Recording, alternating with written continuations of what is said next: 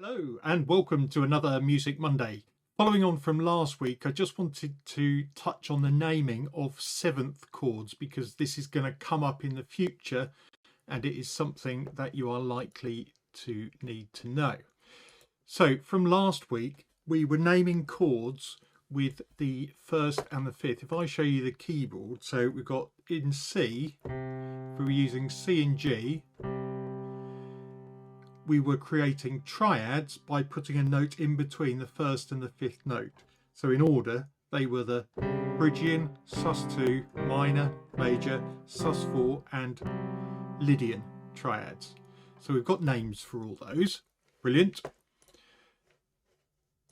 Now we want to have a look at seventh chords and how they are named. Now you'll notice there's a question mark at the end. Do you know what that one is? Because if we go up the degrees of the C major scale, and instead of doing 1, 3 and 5 we also do 7, we are going to get a seventh chord.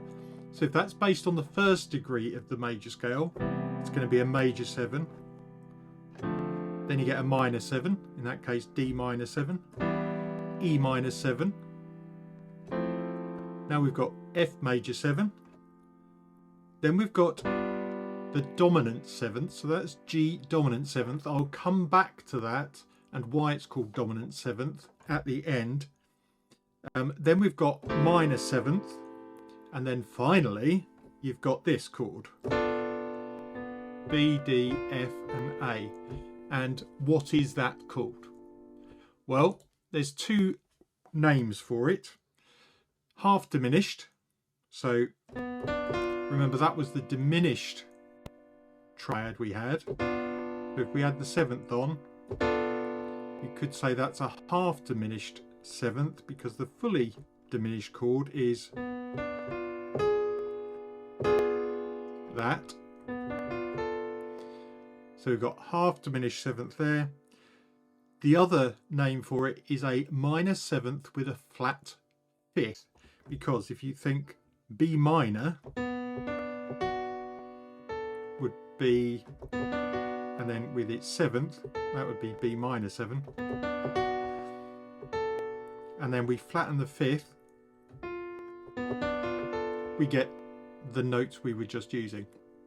And you'll find this comes up quite a lot in music theory, that there are different ways of naming different chords and intervals.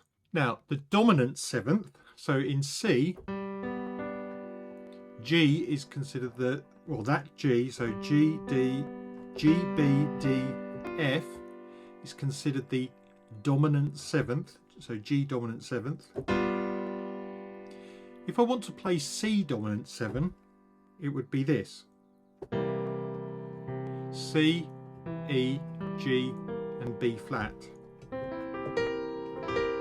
So why is that called C dominant seventh? Well, it's because a dominant seventh is built on the fifth degree of a major scale. So in C, 1, 2, 3, 4, 5, G is the fifth degree, and if you do 1, 3, 5, 7, that gives you a dominant seventh. If you think of the key of F,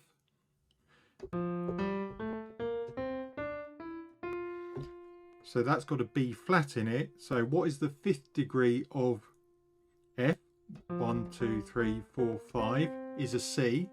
So if we go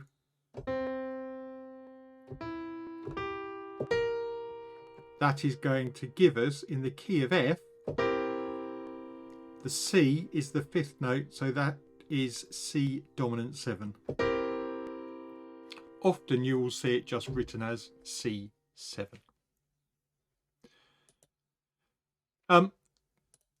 That's it for today. Some things to memorize and think about, because we will be using terms like this coming up in the future. Don't forget to like and subscribe. Did you spot that? Okay, see you in the next video. Bye for now.